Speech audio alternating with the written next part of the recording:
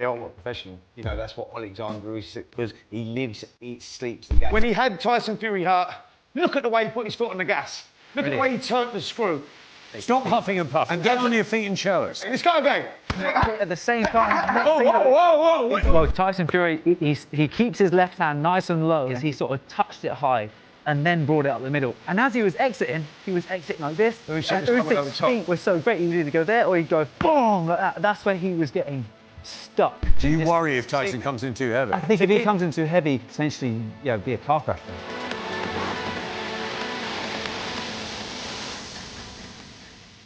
Hello there, a very warm welcome to The Preview, Usyk Fury 2 in partnership with DAZN, the global home of boxing. Don't forget the rematch between Oleksandr Usyk and Tyson Fury will be broadcast worldwide on DAZN on Saturday, the 21st of December. Don't miss out. Buy Usyk Fury 2 now at dazn.com/boxing or simply scan the QR code on screen with no subscription required.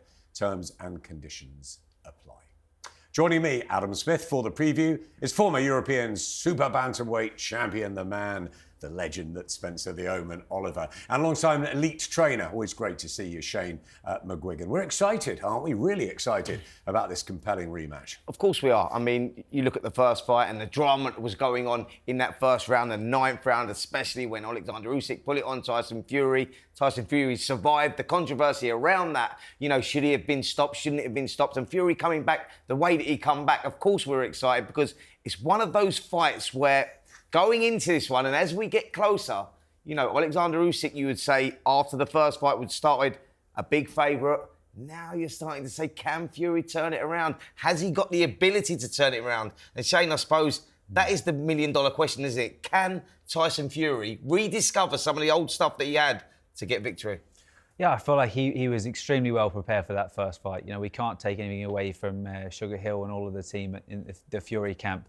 He was really well prepared. I feel like they both brought the best versions of themselves, especially late on in their career.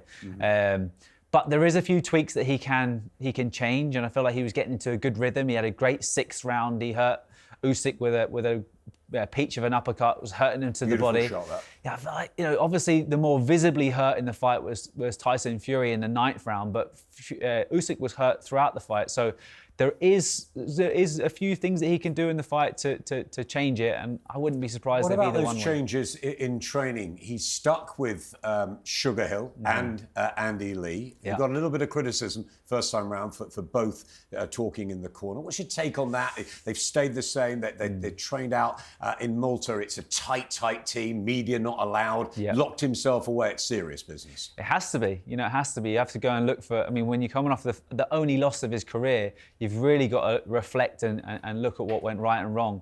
And I feel like, you know, obviously John Fury is not going to be in the corner, which was a very passionate voice as a father. But there's a great synergy between Andy Lee and Sugar Hill, and I think the two of them have known each other a long time, and there is respect there. They choose their moments when to talk.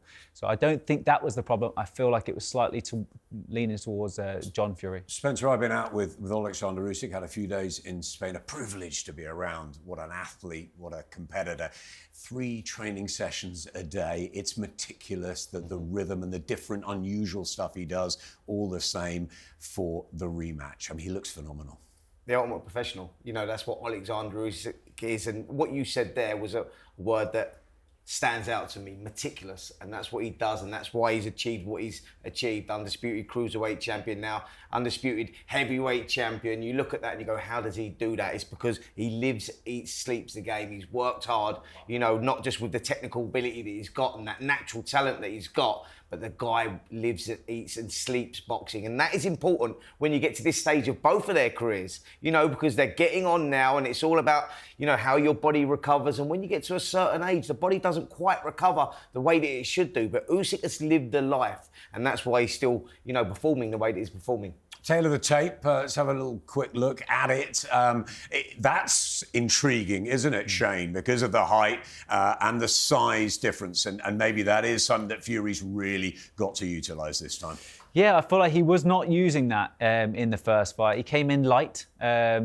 And, you know, he probably tried to match the speed a little bit. But being a 6'9" frame, You know, you've got to use that attribute. You know, if you look at where Usyk started in his amateur career, it was down as low as 75. He boxed Sean Porter. Let's just put this into context. Tyson Fury wouldn't have been able to box Sean Porter since he was about 7 years of age. So, you know, he's got to use his size. Crazy that, isn't it? Yeah. Thinking that. Sean Porter, back in the day. It's amazing. So, you know, he's got to use his size, he's got to use his reach. He stopped jabbing after the first round, and that's when Usyk started to get into a rhythm. You know, it's a weird one. Everyone tends to not want to jab with the southpaw, but when you've got that natural reach advantage, you've got to snap your jab out, and I think that will be a huge factor of the fight. It's a mega match. It's not the only fight on a brilliant card. Another one from Turkey Usyk. We've seen February 22nd, which is possibly the best ever, but this one's a really good one. What stands out for you? I think my old title, the European Super Bantamweight title, Dennis McCann. I thought you might be Peter, no, but Peter McGrail. I mean, it's a great fight. It is. It's a great fight. You know, Peter's only lost to once, and it was a devastating knockout. He's had to come back from that. He's had a couple of wins since then. But Dennis McGann, you know, he's had that apprenticeship. He's had that development. Big character as well. That one's a real 50-50 fight and a great fight. And that's the one that I'm really looking forward to. What about you, Shane? Moses Atauma, maybe? Yeah, Moses Atauma for me. I've known the kid since I think his brother came in the gym and sparred when he was about 16, 17. And Moses was about 12 or 13 years of age. I brought him in for a training session and a sparring session with Lawrence Okoli for his world title when he was 15. And then I brought him in for camps with Daniel Dubois. I've seen that kid go through ever since he was a schoolboy the whole way through now to be a professional. So I've got a keen eye on him. I think he's a fantastic fighter, great kid as well, Kent-based like myself. So, you know, we've got to stand out for each other. And I think, it'll be interesting to see how he does with an awkward person like Dempsey McKean. You know, Dempsey doesn't do anything well, but, you know, they call him the Tower for a reason. He's an enormous human being. And I think... you know, it's going to be interesting to see how he deals with that awkwardness, because he's going to have to box lots of different styles to become a heavyweight world champion. Don't forget, head to DAZN.com/boxing to buy Usyk Fury 2. Saturday, the 21st of December, the date for your diaries, or simply scan the QR code on screen now.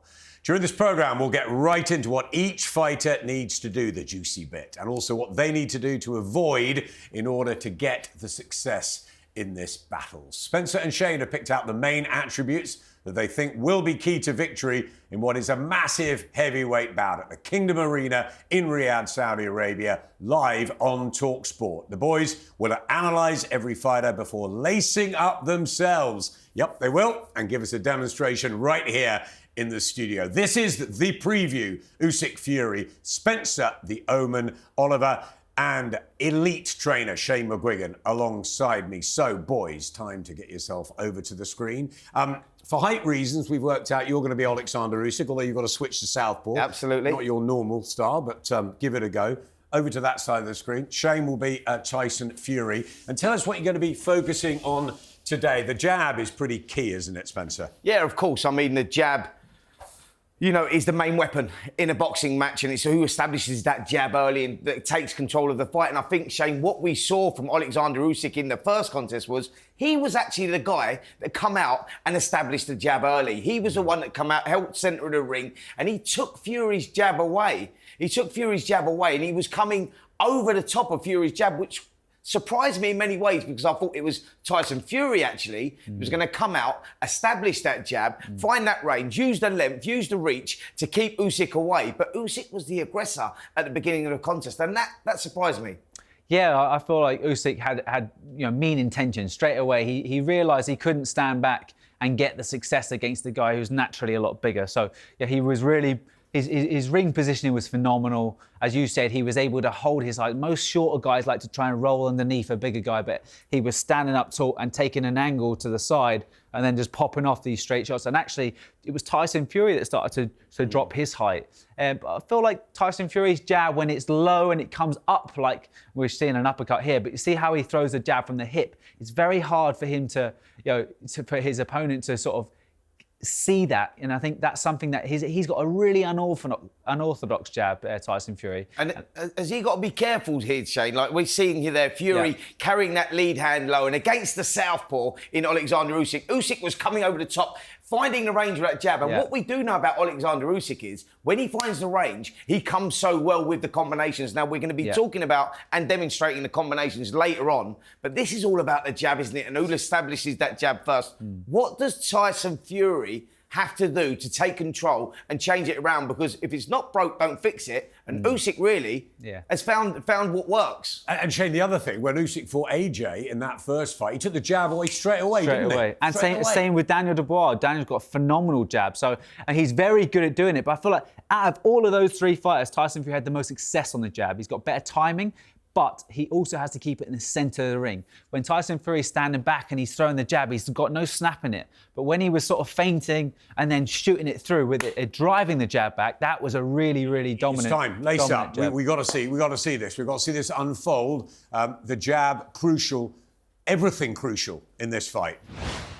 Spencer, show us the importance of that southpaw Usyk jab. Yeah, so this is where Usyk he established that jab early, didn't he? Because he come out, he held the centre of the ring, he was light on his feet, and he was coming over that longer lead hand of Fury's, and he was shooting that shot over the top. And that's where, Shane, he was getting the success. Yeah. So, you know, Usyk, for me, like I say, if it's not broke, don't fix it. He's going to do that again. He's going to try and hold the centre of the ring. He's going to try and, you know, take control of that space and get off with that jab first. What does Tyson Fury have to do to change that around? How does he change that? Well, Tyson Fury, he keeps his left hand nice and low and he fires it up the way. But was that a mistake, though? Well, the uppercut was working. So what he started to do later on in the fight is he sort of touched it high and then brought it up the middle, or touched it high and brought it around the side. Right. And I mean, that was how can the Fury jab negate what Usyk's doing, especially with Usyk? Well, first off, the jab.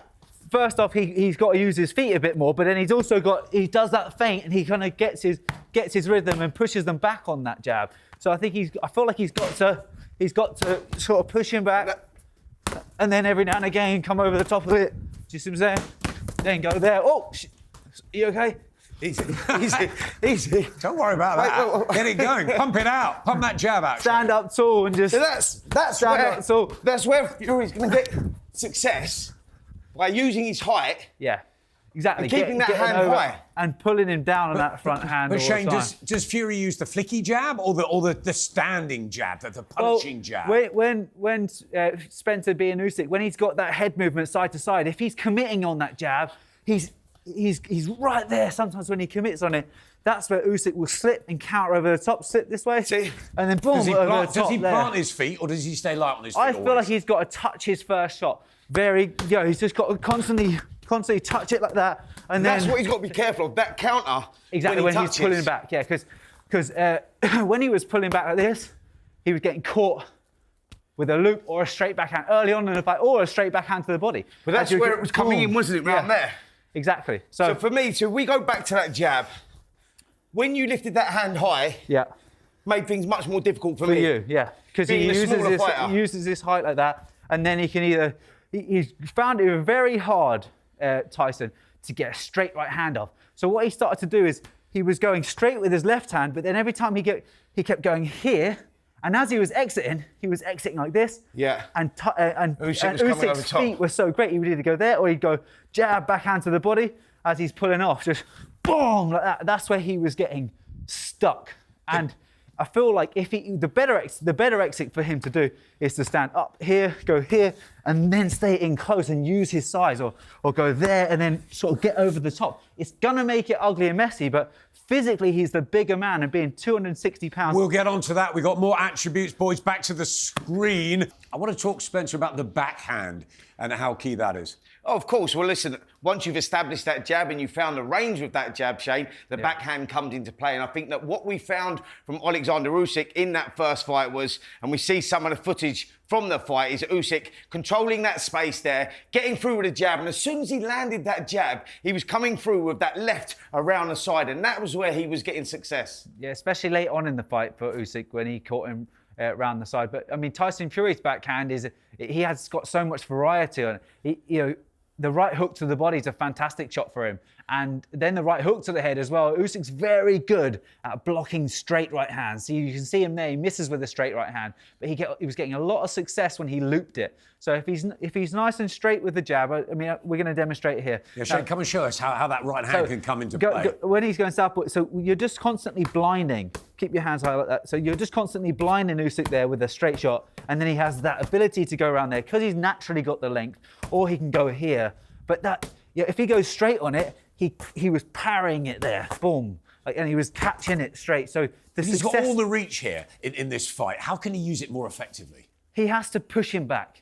He has to push him back at length rather than constantly going back. He has to really drive them shots in there, or drive them shots there, or go round the side and then go on. Push your weight in there, Shane. Come on, get in there. There and then push him back afterwards on a straight shot like that, rather than go here and exit, which is what he was doing before. He's got to go there, push him there, push him there, and then constantly use that length, because being the smaller man, he wants to fire back, but he's only going to really fire back within this proximity. And Spencer Usyk's got that brilliant defence, but then his own countering backhand. Adam, that was key. See, where Shane was throwing those backhands over, Oleksandr Usyk was blocking the shots, and he has that speed. And with that speed, he was coming back with the shots of his own. So counter-punching was so important for Oleksandr Usyk. And Shane made the point with Tyson Fury. The thing that he was doing wrong was he was holding his feet and he was trying to lean away from the shots. Stop huffing and puffing. Get on your feet and show us. I'm huffing and puffing already, mate. Let him do more. He's there. He's there, and he's throwing the shot round. That's where he was getting. And that's where he was getting success. He was drawing the lead of Tyson Fury and then coming round with a shot. Yes. And that was where he was getting all the success. Straight shots as well. And he was going straight down the middle. Yes. Exactly. Yeah. Now, what I would say is Usyk was really good as well. Say if you parry my jab with that lead hand, he was just going backhand there, just as he steps straight through. And then he got and later on in the fight. And then you take that angle there, and that's what was happening here. He was dipping. And then coming through. And he was creating those angles, especially, that's a great shot for a southpaw. Just constantly parry it, drop it through, and then you've got angles to go and work off that side. And I think, he's a master at it, Usyk. He's a master. So if we go through that again, I've got it here. He's coming through, and as you say, he's going around the side here. That's it. How does Tyson Fury get away from that? How does he deal with the movement? The feints. The feet of Usyk. The feints, because at the end of the day, Usyk's a reactive fighter. So you're trying to draw my lead. Exactly. So he has to feint rather than look for his own shot, feint, and then he can either attack him on the exit like that, or, or meet him on the inside there. See what I'm saying? So you can go, he's meeting there as he comes in, because as you're throwing your counter, bang, there. Yes, and boom, single boom. punches. Let's go again. Boom, That's bang, it. There you go. boom, Yes, boom. but guys, back to the screen, because it's not just the single punches, it's the combinations. And That's the what we're getting combination to next. punching, in bunches is so crucial here. Now, it's important, especially as the fight progresses. I'm glad you mentioned combination, because Shane was just starting to get into it. I didn't see that. Yeah. Warming up, letting the combinations go. And I think this is so important. Oleksandr Usyk. That 9th round. When he had Tyson Fury hurt, look at the way he put his foot on the gas. Look at the way he turned the screw. And that is key to victory. The fight could have been stopped then. 100%. I mean, if it wasn't for the ropes, look at this here. I mean, he was out on his feet, as it were. It was an extraordinary round. Spencer, we were right here in studio with a watch-along for talkSPORT, weren't we? Well, we was on the edge of our seats, as the whole world was really, when you saw that. It all started from that left hand that we were talking about, from Oleksandr Usyk. He hurt Tyson Fury, then he jumped on it. He does what great fighters do. He was non-committal. He was non-committal with his right uppercut.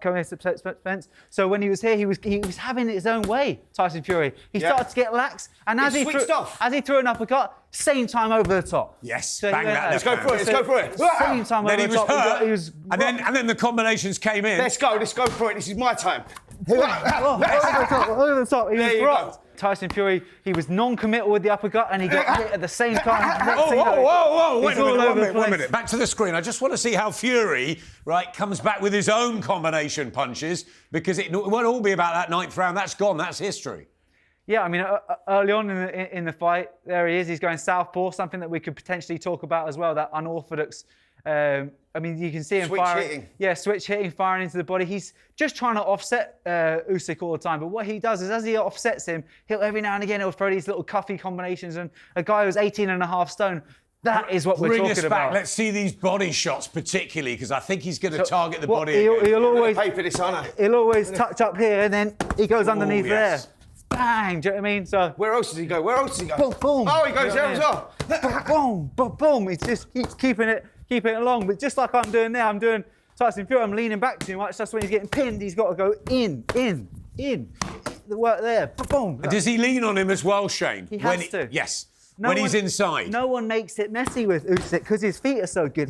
He should just try and get over the top of him there and just sort of pull him down, turn him. Yes. You know, referee. Yep. Referee. Yep. Referee. Yep. Round the back. Frustrate him. No referee. We're going to let it go. This. Frustrating. Lovely. Oh. And how does Usyk respond, Spencer, to that? Oh no! Oh, it's just got to get close to him. Yep. Enough. That's it, boys. Yep. Lovely. That's the combination punches. God, for that, I was knackered. Right, back. We got another one to go for. We're going to look at space and footwork because the feet, Spencer, absolutely vital. Usyk, fantastic early on, trapping Fury into corners. So brilliant. The legs in this fight, these 12 rounds, I mean, it could win or lose them. Absolutely. Listen, when a fight gets as brutal as this one's going to get, as it was last time, the feet get you in trouble and they get you out of trouble. This was Oleksandr Usyk early on, controlling that space on the front foot, making Fury work, taking Fury's jab away by going over the top of it. And I think, Shane, that was where Usyk got success early because the footwork, and people think of footwork as just moving around on the back foot, but actually it's on the front foot and controlling the space and making your opponent work. Yeah, and Usyk was also dropping in and out of range, even on the front foot. But, I mean, Tyson Fury, he went, a lot of the time, he was going from rope to rope. Now, when he kept it in the middle of the ring, his legs were nice and reactive, but when he was pushed back to the ropes, right, he had to then move his head and move his body, and I think that's when he was getting himself in trouble. But see there, he's just floating around nice, he's popping the jab out lovely, and I think he can feint a little bit more. Can we show how he floated around and boxed really well, Tyson, between 4 and 7 in the first fight? So when he's there, he can just constantly like float, and see when he does that twitch, and then he can go over the top, and it just allows him just to sort of control his opponent. And obviously, being the bigger man, he shows up, shows down. That's where he has to use that height, though, mate, because the smaller guy was controlling it. Because as you're shaping up there and you're Tyson Fury, big reach advantage, Shane. Usyk was coming over here and he was popping the shot and coming round with them shots. Because he was trying to move his head, Spence. Yeah. Do you know what I mean? And he was getting... And Usyk was not doing it from the centre. He was pressing him with feints. And then he'd get himself to the ropes. And when he's on the ropes, he wasn't able to move his legs. He's moving his head. And that's when he was getting controlled. The whole fight switched when Tyson Fury got to the ropes. So I felt like... And he's got that reach, he's got that space, hasn't he? But Usyk's got to find angles. Let me just demonstrate with the footwork, and this is very, very important, the stuff that very technical, people might not understand.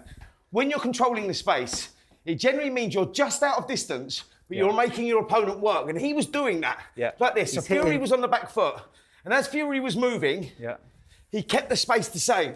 Yeah. He's there, he's making Fury work. And people don't understand that, so he's in control of the fight. Tony Bellew talks about that, doesn't he, when he was in with Usyk? He's in control of the fight. He makes his opponent work when he's not even working. Yeah, it's called front foot pressure and dropping in and out. And it's basically, it's being active and it's non-punching activity. So you're on the front foot and you're constantly... Spencer. Where he's constantly getting him switching. Let's move around, let's go. Putting him in the wrong positions. Tyson Fury's used to being the quicker guy. How does Tyson take that away from him? Yeah, how does he get in there? Like sometimes every now and again, he's just got to come in short, you know, or even throw. And is that where the uppercuts come in, when he comes in short? I mean, he can either break in, he can just make himself small, break in short, then break out, and then he can it's just changing the range. He's got to slow Usyk down, hasn't he? Yeah, of course, but if you're doing the same thing all of the time, Usyk's so good that he'll counter you. You can't throw the same shot 2 or 3 times, or else Usyk's going to counter you. So I feel like this is the problem for Tyson Fury. When Shane says, you know, Fury's controlling, Usyk's controlling the space. When Fury tries to close him down, the feet of Usyk. Watch the feet again as you come in. He creates the space. Yeah. 9 out of 10 fighters, as Fury comes in, would hold his feet. Catch. And then Fury's in. Catch. Yep. And especially if you... Usyk is different. Especially... Usyk's different to everybody. Of course. Yeah. And same thing with Lomachenko. But what I would say is, if you go head shots, drop back. If you're Usyk, you drop back. That's where he was getting in trouble. We've done jab, we've done the backhand, the combination punches, the feet. I want to see it all put together. Come on, final flurry. What happens on December 21st? Let's go. Yep. All right, so this is where Oleksandr Usyk was getting success earlier. Early in the first contest, he's coming over with that jab, and he was coming through with that backhand. Tyson Fury was leaning back, and when he leant back, that's when Usyk was coming with those combinations. So he was controlling with his feet, coming over the top with a jab, the hooks were working, and then in the follow-up with the combinations. It's not Usyk. Tyson's going to not let him do that. Come on, Shane. It's fight to change. It's Tyson's. How does he change He it? needs to get over the lead hand, bring it up the middle, bring it around the side, and then every now and again smothering close, use his height, pull him down, get him tired. You manhandle him. It's the feet. That's Manhandle him. it. Spencer. Yep. Pull him down, really wear him out, get him late on in the fight. Oh, he's pulling him down again. Southpaw. Manhandle him. Southpaw. Come on. Manhandle That's him. it. Let's go. Whew. Referee. Let the combinations go. Usyk, surely. That's it. Come on, dig him in. That's it, boys. That's it. Nice. Enough. Whoa, time out. That's it. Oh, take your stuff off. Let's go and have a little final analysis. Well done, boys. Well done. Gentlemen, that was an absolute pleasure. For who? Are you tired? Pleasure for who? Do you enjoy it? Absolutely. We love it. It's lovely to break down a fight of this magnitude. Who got the how edge it can be there? won and lost. He had the volume. I think I had the control of the pace a little bit better. He was dangerous with the backhand, with the uppercuts for sure.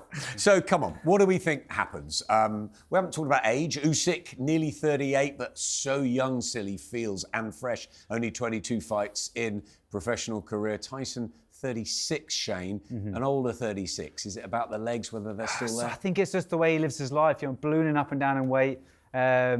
Be interesting to see what weight he comes in at. If the rumours are true, he's coming in heavy. I really don't feel like that's going to be a good factor for him, especially late on with tired legs. But is that to go for a knockout within the first 6 rounds? I mean, if that's the case, on what basis? When has he been hurt? When has he been hurt throughout his career? There's moments of Usyk being hurt. There's moments in that last fight where he was hurt, but he was so good, as we talked about earlier, using his legs to get himself out of punching Do you distance. worry if Tyson comes in too heavy? I think if he comes in too heavy, he could potentially be a car crash for him. People talk about Tyson Fury coming in heavier, using his size, bullying him. That's easier said than done when you've got a guy that has boxing ability of Oleksandr Usyk that can control the space. We saw the clips on the TV. The size difference is phenomenal. How is Usyk holding centre of the ring? How is he the one making Tyson Fury work? Coming over, taking Fury's jab away from him. That's excellent. And for Fury, it's a lot more difficult than to go and put on a bit of weight and use that weight advantage and, mull him. I think that when he lands that shot, he needs to go through phase 2. Phase 3, he needs to jump on him after that. He didn't do that in the first fight, Shane, with that uppercut. No, I feel like every time he was throwing the uppercut, as we talked about earlier, he was leaning back and he was admiring his work. You've got to put the third or fourth shot in the end. And one thing's for sure is Tyson Fury, just like Usyk, these guys are big lads, but they can punch in combination. That's something that we've always lacked. If you look at Deontay Wilder, he can't punch in combination, whereas Fury and Usyk can both. That's why it was such a phenomenal fight. It's an incredible time for the heavyweights. AJ will come back. Daniel Dubois against Joseph Parker. What next for the winner and loser of December 21st? Well, it's a difficult one, isn't it? Because you know that Anthony Joshua's now sitting it out. He's deciding to wait to see what happens to the winner and loser of this one. Where does he fit in to the landscape of heavyweight boxing right now, even though he's coming off that loss to Daniel Dubois? Daniel Dubois, Joseph Parker. What a fantastic fight we got there. Does the winner pick up the winner of this and the loser fights Anthony Joshua? Somewhere like... All we can guarantee is heavyweight boxing right now is on a high. It's the best it's ever been, the best boxing, the best modern eras, legacies, etc., etc. We're winning. 2025 is going to be absolutely amazing, but who wins this one? I think I have to go with the man that won the first fight, just because of the way he lives a life and because of the fact that he was in control. Tyson Fury can get better. He can, he can probably not get caught with as much shots, but if he's really going to try and, as we talked about, knocking him out, it's dangerous for him. And I think, the tempo of the fight is always going to lie towards the naturally fitter man in Usyk. I'm with Shane. I think Oleksandr Usyk, for me, even though he is the older of the two, is the fresher of the two. And I think that those legs will carry him through. It's going to be another tough one, a brutal one. Yes, Fury can do it if he can rediscover that stuff. Not sure he can. I'll go for Usyk to win. Both of you go Usyk points? Points. Yeah, for me, points. Yeah. Both Another points. tough battle. Fascinating. Could be Fury by a knockout, could be Usyk by a knockout. Who knows? Thanks to Spencer and to Shane. Absolutely brilliant, that. Really enjoyed it. The preview, Usyk Fury 2, in partnership with DAZN, the global home of boxing. And don't forget the rematch between Oleksandr Usyk and Tyson Fury will be broadcast worldwide on DAZN Saturday, the 21st of December. Don't miss out. Buy Usyk Fury 2 now at DAZN.com/boxing or simply scan the QR code on screen. No subscription required. Terms and conditions apply. And of course, you can listen to the fight live on the talkSPORT network and watch along with the commentary team over on the talkSPORT YouTube channel. Goodbye from us all.